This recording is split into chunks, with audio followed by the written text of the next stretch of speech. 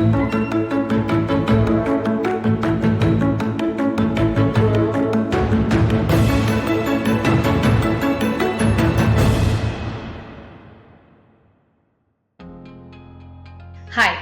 welcome back to Sayam. Thank you for all your comments. Please keep commenting us so that हमें पता चले कि आपको किस तरह की वीडियोस चाहिए और किस तरह की वीडियोस आपको बेनिफिट कर सकते हैं maximum. It will definitely support everybody too.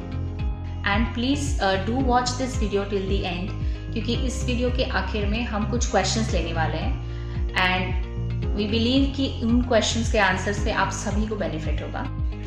So, autism के कुछ क्लासिक ट्रेट्स होते हैं जैसे टो वॉकिंग करना, गोल गोल घूमना, स्पिनिंग करना, हैंड फ्लैपिंग करना, या फिर चीज़ों की तरफ पॉइंट ना करना बल्कि आपका हाथ पकड़ के आपको उन चीज़ों की तरफ ले जाना, आई कांटेक्ट ना देना, रिपीटेटिव बिहेवियर करना, किसी भी एक ही चीज़ को बार बार लगातार करते रहना. सो ये सारे क्लासिक ऑटिज्म फीचर्स में से एक जो ट्रेट है जिसके बारे में हम आज बात करने वाले हैं वो है पॉइंट ना करना, चीज़ों की तरफ पॉइंट ना करके आपका हाथ पकड़ के चीज़ों को की तरफ आपको ले जाना.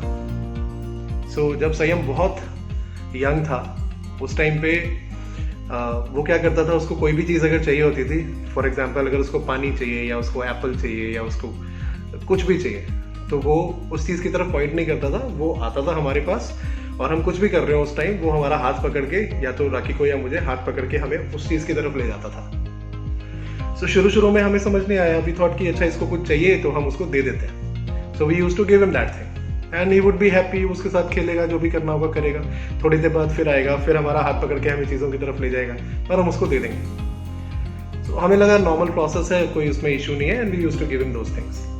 But when we came to know about autism and जब हमें समझ में आया कि संयम की लैंग्वेज डिले हो रही है, वो अंडरस्टैंड नहीं कर पा रहा है इंस्ट्रक्शंस को, then we thought that because वो हमारा हाथ पकड़ के हमें वहाँ चीज़ों तक ले जा रहा है और पॉइंट नहीं कर रहा है और चीज़ों का नाम लेके नहीं बोल रहा है, तो वो कहीं ना कहीं एक अपॉर्चुनिटी पे मिस आउट कर रहे हैं अपने आप को एक्सप्रेस करने की, चीज़ों का नाम सीखने की.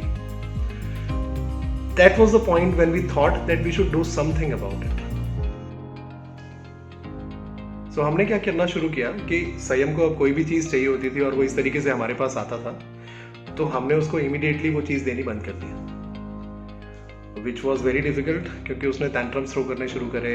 वो बहुत रोता था, ज़मीन पे लेट जाता था, हमारा हाथ पकड़ के वहीं पे लेट जाता था. It was very very difficult to see him crying badly.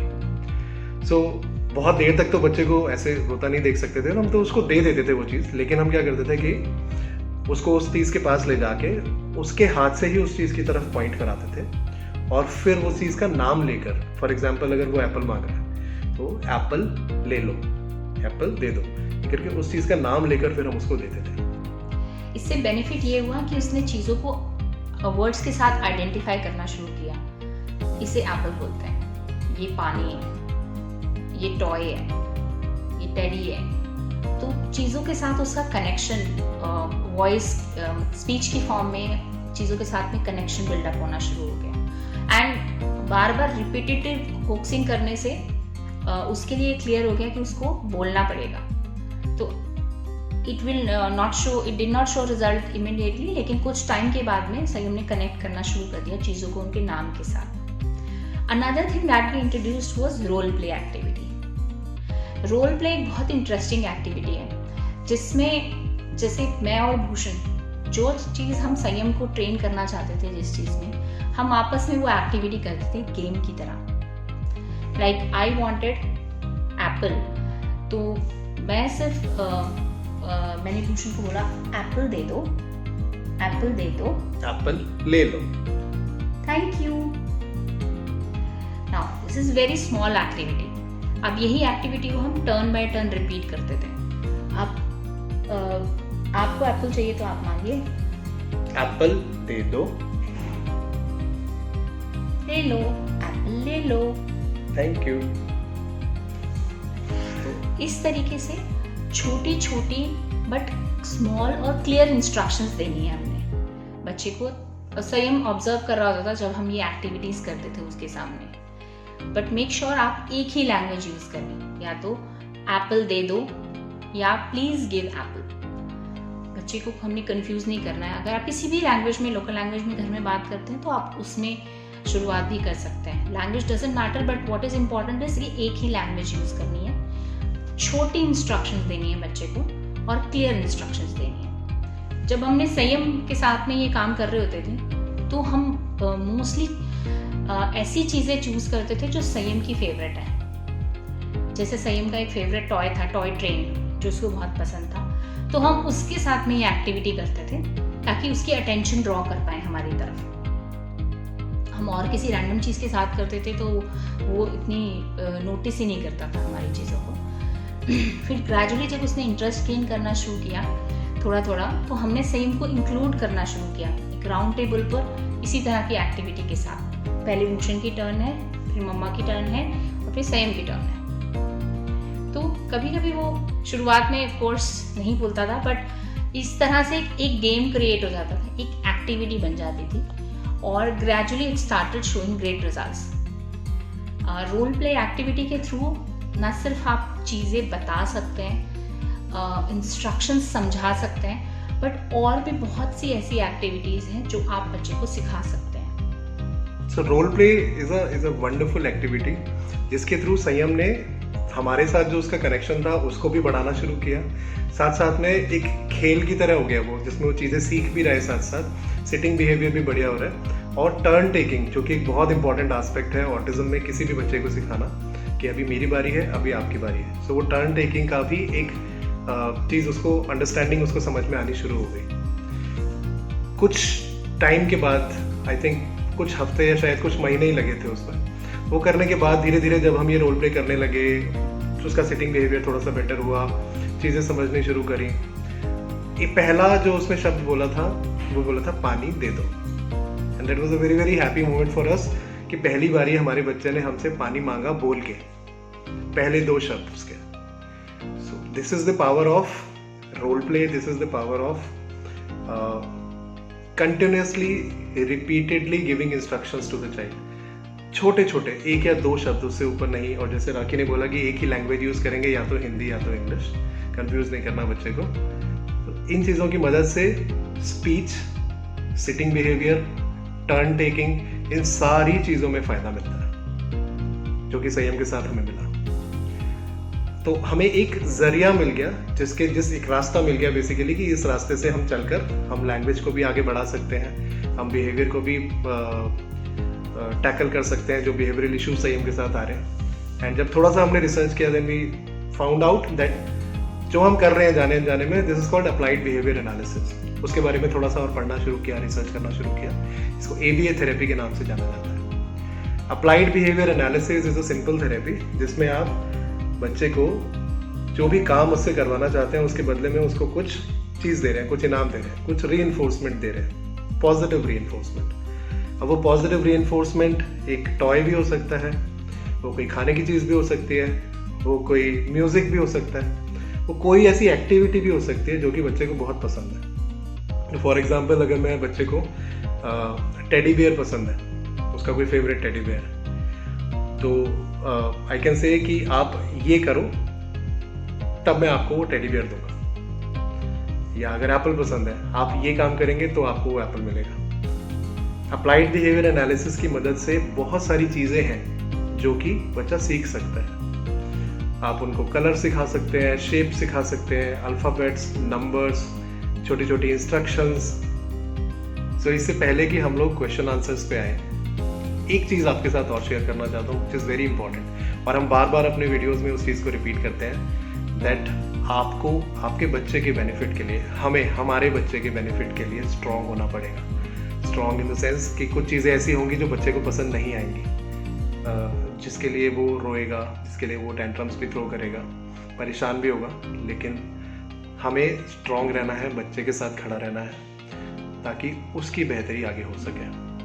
सो ऐसी एक चीज़ है कि जब हम नए नए पेरेंट्स बनते हैं, जब हम लोग नए पेरेंट्स बने थे, संयम हमारी ज़िंदगी में पहली बारी आया and he was our world. हमारी पूरी दुनिया बदल गई उस बच्चे के आने से।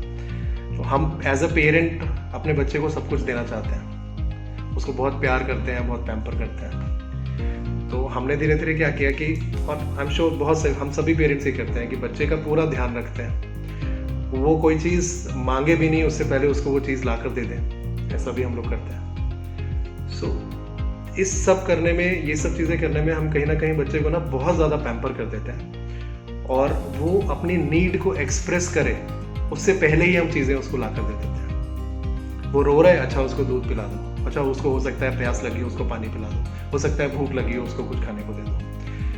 बट ये सब करने के चक्कर में बच्चे से हमने एक अपॉर्चुनिटी ले ली कि वो अपने आप को एक्सप्रेस कर सके। और ऑटिज्म के केस में तो ये चीज़ और इम्पॉर्टेंट हो जाती है, जहाँ पे बच्चे को एक्सप्रेस करने में, सोशली कनेक्ट करने में पहले इशू आ रहा है। तो प्लीज़ मेक श्योर कि आप प्यार अपनी जगह, पैम्परिंग अपनी जगह, लेकिन बच्चे को एक्सप्रेस करने का पूरा मौका दें। This specially for the new parents.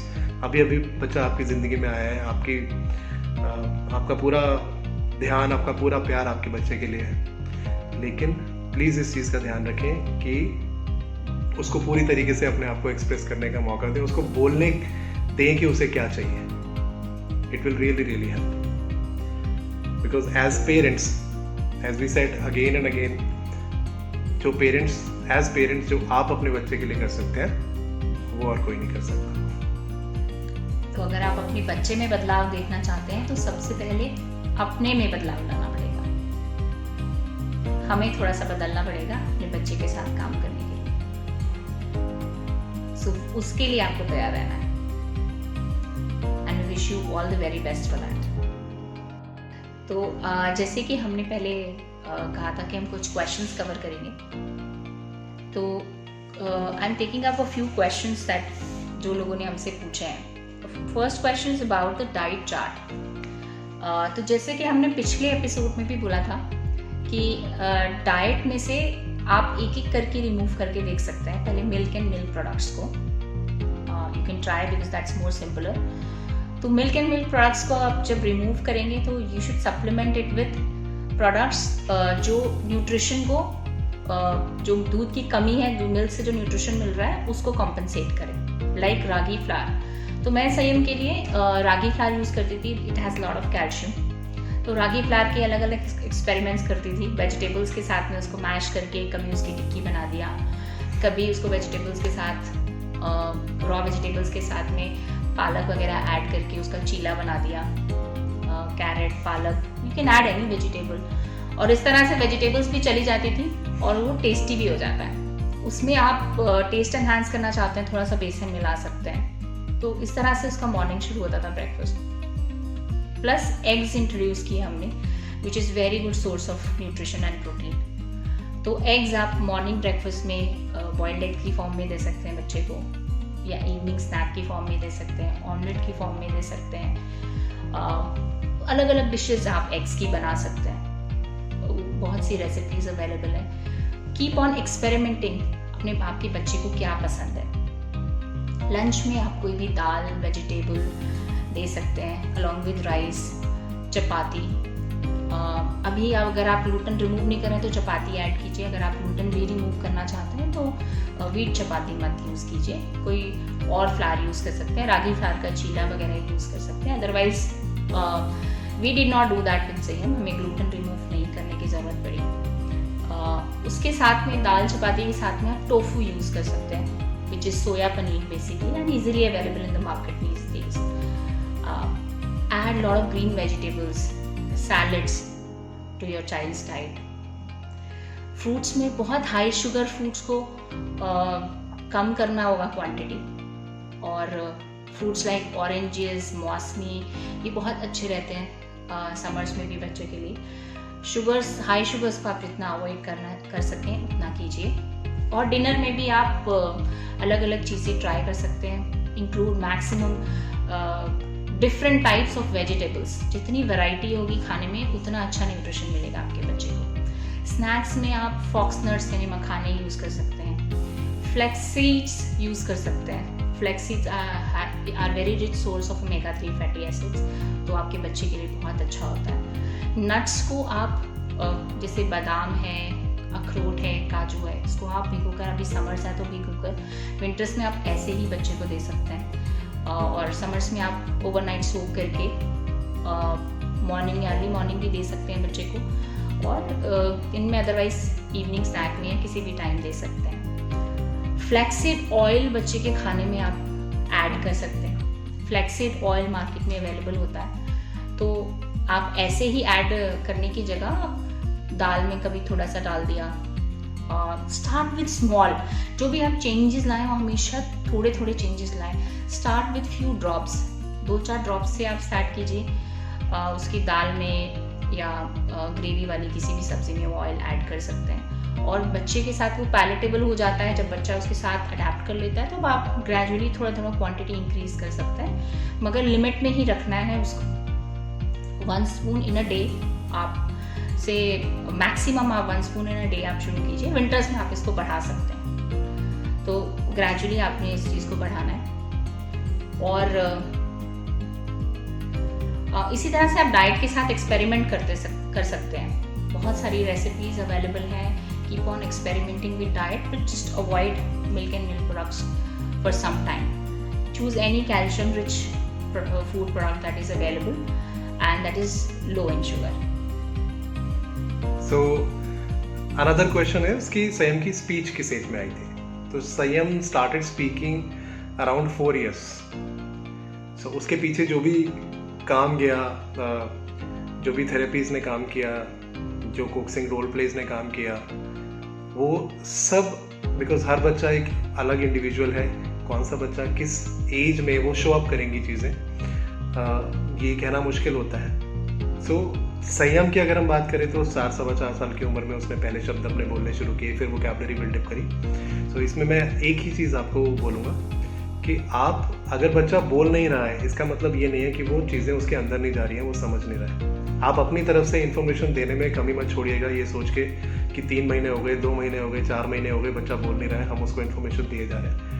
आपका काम है कॉन्स्टेंटली इन्फॉर्मेशन उसके अंदर फीड करते रहना, इन्फॉर्मेशन देते रहना, एक्सपोजर देते रहना, उसकी वोकैबुलरी बढ़ाते रहना। आपको नहीं पता कि वो कब जाके बोलेगा और वो सारी की सारी चीज़ें उसमें से कितने % चीज़ें उसके अंदर ऑलरेडी स्टोर होंगी। तो जब वो बोलना शुरू करेगा तो यू मे बी सरप्राइज, जैसे हम सरप्राइज थे यार इतनी सारी चीज़ें इसको ऑलरेडी आती हैं। So keep doing the efforts and just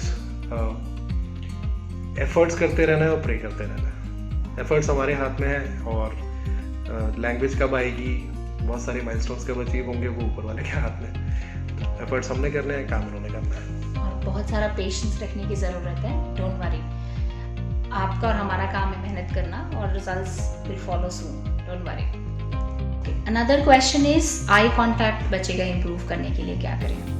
तो आई कॉन्टैक्ट बहुत अच्छा क्वेश्चन है। आई कॉन्टैक्ट इम्प्रूव करने के लिए बहुत सी एक्टिविटीज़ कर सकता है। जैसे एक सिंपल सा गेम होता है पीकाबू, जिसमें आप बच्चे का अटेंशन ड्रॉ करते हैं अपनी तरफ, अपनी आईज कवर करके पी, और जब बच्चा उस पर गेम की तरह आपकी तरफ आता है हाथ हटाने के लिए तो बू। इस तरह से बच्चे को सरप्राइज करते हैं। दैट बिकम्स एन एक्टिविटी, और आपके साथ इस प्रोसेस में वो आई कॉन्टैक्ट करने लगता है। पी, और जैसे ही बच्चे ने हाथ हटाने की कोशिश की आपकी शक्ल देखने के लिए, तो उसको सरप्राइज करना है, उसकी आईज में देखना है। तो ग्रेजुअली बच्चा इससे बहुत जल्दी आई कांटेक्ट इंप्रूव होता है। प्लस आप बच्चे की कोई भी फेवरेट चीज़, कोई फेवरेट टॉय उसको आप दिखा सकते हैं। उससे बच्चा नॉर्मली आपके फैमिली मेम्बर्स की जगह, लोगों की जगह वो ऑब्जेक्ट्स के साथ में जल्दी आई कांटेक्ट देते हैं बच्चे। तो जो भी ऑब्जेक्ट उसका फेवरेट है, जो भी टॉय, उसकी तरफ दिखाते हुए उस टॉय को आप अपनी फेस की तरफ ला सकते हैं, राइट। और जब वो अपनी आंखों की तरफ ला सकते हैं रादर, और उसके बाद जब बच्चा उसकी तरफ देख रहा है, just remove it and try to make eye contact with him और हर। या जैसे हमने पिछली बार बात की थी मसाज करते हुए, कडलिंग करते हुए, बच्चे का सर आप अपने हाथ में लीजिए, उसके साथ ऐसे एक्टिविटी कर रहे हैं जिसमें आप इंजॉय कर रहे हैं, एक तरीके से खेल रहे हैं उसके साथ, और उसका हेड अपने आई कांटेक्ट मेंटेन करने के लिए उसका हेड, क्योंकि वो इधर उधर अवॉइड करता है, उसका हेड थोड़ा सा जेंटली होल्ड करके अपनी आईज से उसका हेड अपनी तरफ करना है ताकि आई कांटेक्ट मेंटेन हो। आप मॉम्स एक बड़ी सी बिंदी लगा सकती हैं, बिकॉज उस कलर की जो बच्चे को पसंद हो। ये भी छोटी सी एक्टिविटी है, बच्चा अट्रैक्ट होता है आपकी आइज़ की तरफ देखने की कोशिश करेगा। तो डिफरेंट ऑब्जेक्ट्स जिसके थ्रू बच्चा जो उन्हें देखना पसंद करता है उसको अपनी तरफ लाकर बच्चे का आई कांटेक्ट बनाने की कोशिश करनी है। और जैसे जैसे हाइपर एक्टिविटी रिड्यूस होती है वैसे वैसे आई कांटेक्ट भी बहुत जल्दी इंप्रूव होगा। और आप जिस टोन में बात कर रहे हैं वो टोन थोड़ी सी एग्जैजरेटेड रखेंगे, थोड़ी और चिरपी, थोड़ी और लाउड रखेंगे, तो एक्साइटमेंट वाली रखेंगे तो बच्चा आई कांटेक्ट आपको जल्दी देगा। तो जब भी उनसे बात कर रहे हैं, जैसे संयम के साथ हम बात कर रहे थे तो बहुत एक्साइटेड टोन में बात करते थे ताकि वो हमारी तरफ देखे। और हाइपर एक्टिविटी रिड्यूस करने के लिए अगर आपने पिछला वीडियो हमारा नहीं देखा है तो प्लीज़ वो ज़रूर देखें। हाइपर एक्टिविटी रिड्यूस करने से आई कांटेक्ट बहुत अच्छा इंप्रूव होता है और आप बच्चे के साथ ज़्यादा से ज़्यादा काम कर पाते हैं। एंड आई कांटेक्ट का एक जरिया होता है कि बच्चे की अलर्टनेस कितनी है, क्या वो अपने आप में लॉस्ट है, एक ही जगह देख रहा है। तो अलर्टनेस को इंक्रीज करने के लिए भी कुछ एक्सरसाइजेज हैं जो आप कर सकते हैं। फॉर एग्जाम्पल, आप एक कमरे में बिल्कुल अंधेरा कीजिए, छोटा सा रूम हो सकता है, बिल्कुल अंधेरा कीजिएगा। कुछ टॉयज आते हैं जिसमें लाइट और साउंड होता है, तो कभी वो लाइट एंड साउंड वाला टॉय इस कॉर्नर पे, कभी वो लाइट एंड साउंड वाला टॉय जो है इस कॉर्नर पे ले जाके आपने ब्लिंक किया। अब क्योंकि कमरे में बिल्कुल अंधेरा है और कहीं पे अचानक से लाइट और साउंड आएगा तो बच्चे का ध्यान उधर जाएगा। हो सकता है शुरू में ना जाए लेकिन धीरे धीरे करके होगा। सो इससे उसकी अटेंटिवनेस बढ़ेगी। जब अलर्टनेस बढ़ेगी तो उसका जो ध्यान है वो जो अपने आप में लॉस्ट रहता है उससे निकल के बाहर की दुनिया में, मतलब हमारे आसपास की दुनिया में आएगा। आई कांटेक्ट में भी फायदा होगा और बहुत सारी चीज़ों में हो सकता है। सो ये भी ज़रूर ट्राई कर सकते हैं। सो एक और क्वेश्चन है कि बच्चा नेम पे रिस्पॉन्ड नहीं करता, तो इसमें क्या करना है। मैं संयम का एग्जाम्पल दे सकता हूँ कि उसने कैसे किया था। तो हम लोग शुरू में बहुत परेशान थे कि हम बुलाते रहते थे और वो अपने नाम पे रिस्पॉन्ड नहीं करता था। कई हफ्ते गुजर गए, नाम पे रिस्पॉन्ड नहीं कर रहा है। And this was the first thing जिसकी वजह से हमें ये शक भी हुआ कि कुछ ना कुछ तो दिक्कत है, जिससे डॉक्टर से जब कंसल्ट किया तो पता लगा कि autism, mild to moderate autism के स्पेक्ट्रम में ऐसे है। एक चीज़ हमने ट्राई की कि ह्यूमन वॉइस पे तो वो रिस्पॉन्ड नहीं कर रहा था, मैं बुलाता था या राखी बुलाती थी तो वो पलट के नहीं देखता था। तो हम लोगों ने एक एक्सपेरिमेंट किया, एक हैंडीकैम से अपने आप को शूट किया जिसमें कि मैं बोल रहा हूँ संयम संयम, और फिर उसी वीडियो को हमने टीवी पे प्ले किया। टू आवर सरप्राइज पहली बारी में ही संयम ने टीवी की तरफ पलट के देखा। Now we got that audio visual learning Sanyam के लिए शायद काम कर जाएगी। तो हमने धीरे धीरे करके उसके साथ वो गेम खेलना शुरू किया। टेलीविजन में कभी पापा की आवाज़, कभी मम्मी की आवाज़ प्ले करते थे और वो पलट के देखता था। तो एक पहला स्टेप हमारा अचीव हुआ कि उसने आवाज़ को पहचानना शुरू किया। फिर हमने क्या किया, टीवी बंद कर दिया, खुद टीवी की जगह जाके खड़े हो गए और वहाँ से आवाज़ लगाई। तो उसके ब्रेन को धीरे धीरे करके हमने कंडीशन किया इस तरीके से कि ऑडियो विजुअल जो इलेक्ट्रॉनिक साउंड जा रहा है उसको ह्यूमन वॉइस से रिप्लेस किया, और धीरे धीरे कुछ ही हफ्तों के अंदर उसने नेम पे रिस्पॉन्ड करना शुरू कर दिया। तो ये आप ट्राई कर सकते हैं अपने बच्चे के साथ। If it works that be really great. All right, and the last question for today is my child cries continuously, endlessly during the occupational therapy sessions, and it's been a month like that. तो मेरी आपसे request है कि पहले आप find out the source जो बच्चे को परेशान कर रहा है। ऑक्यूपेशनल थेरेपी के दौरान अगर वो एंडलेसली रो रहा है तो there is something that is bothering the child. वो कुछ भी हो सकता है, वो एम्बियंस हो सकती है उस जगह की, कोई पर्टिकुलर वॉल कलर हो सकता है, बिकॉज हमारे बच्चे सेंसिटिव होते हैं। कुछ बच्चे लाइट के लिए सेंसिटिव होते हैं, कुछ कलर्स के लिए, कुछ टेक्टाइल सेंसेशन को लेकर सेंसिटिव होते हैं, कुछ अजनबी लोगों से, स्ट्रेंजर्स को देख के बहुत रोते हैं, सेंसिटिव होते हैं, कुछ पर्टिकुलर तरह के लोग पसंद नहीं होते हैं। तो फर्स्ट ऑफ ऑल आपने ये आइडेंटिफाई करना आपका ये बहुत ज़रूरी है कि क्या चीज़ है जो बच्चे को बार बार परेशान कर रही है। तो आप यू कैन ट्राई कि उस रूम को चेंज किया जाए जहाँ पर ऑक्यूपेशनल थेरेपी हो रही है। First of all you can try that. इससे एम्बियंस का फ़र्क पड़ रहा है, प्रॉपर लाइट आ रही, बहुत ज़्यादा लाइट है तो भी बच्चा परेशान होगा, कम लाइट है हो सकता है उससे भी परेशान हो। You can try doing one session yourself. उसी एम्बियंस में एक छोटी सी एक्टिविटी ही आप करा के देखिए रादर देन द थेरेपिस्ट। हो सकता है कि थेरेपिस्ट अभी स्ट्रेंजर है बच्चे के लिए तो उससे उसकी वजह से रो रहा हो, तीसरा रीज़न, प्रॉबेबल रीज़न हो सकता है कि वो एक्टिविटी बच्चे को अभी पसंद नहीं है, उसके लिए वो यूज टू नहीं है और उसका वो मैकेनिज्म है रिपल्शन के लिए। तो आप एक्टिविटीज़ को चेंज करके भी देख सकते हैं। Try this out to reach to the source of the problem first of all and then alter the situation, क्योंकि ये बहुत ज़रूरी है कि बच्चा कंफर्टेबल हो सेशंस के दौरान ताकि वो उससे मैक्सिमम बेनिफिट ले पाए। So just try it out and let us know. And जैसे आपने बोला कि 1 महीना हो गया है लेकिन वो बच्चा अभी भी 1 महीने बाद भी कंटिन्यूसली और थेरेपी सेशन में रोता ही रहता है, तो I am sure you can consider changing the therapy session as well. Maybe you can try, आप ट्राई कर सकते हैं किसी और थेरेपी सेंटर में जाकर, वहाँ पे हो सकता है कि कुछ ऐसी चीज़ है परमानेंटली जो उसको वहाँ पे डिस्टर्ब कर रही है, तो हिट एंड ट्राई करना पड़ेगा। थोड़ा सा आपको बार बार एक्सपेरिमेंट करना पड़ेगा, समझना पड़ेगा क्या चीज़, थोड़े टाइम बाद आई एम श्योर समझ में आ जाएगा कि क्या चीज़ है जो परेशान कर रही है, बच्चा भी सेटल होगा and I am sure occupational therapy बहुत अच्छे से करेगा।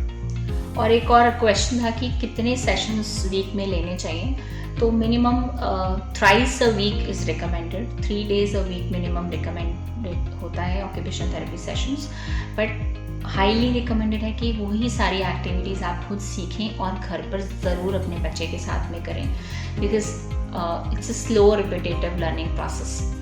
तो बहुत इम्पॉर्टेंट है कि आप अपने बच्चे के साथ कॉन्टीन्यूसली काम करते रहें घर पर भी, जब थेरेपी सेशंस नहीं हो रहे हैं, और उसे डेली लिविंग की चीज़ें उसी तरीके से सिखाते रहिए जैसे कि थेरेपी सेशंस में हो रहा है।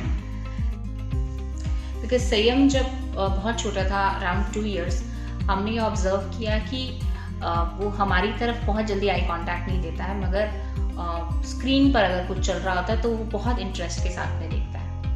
तो हमने उसकी इसी हैबिट को यूज़ करके उसको सिखाना शुरू किया डिफरेंट चीज़ें जो फिजिकली इतनी जल्दी नहीं देखता था।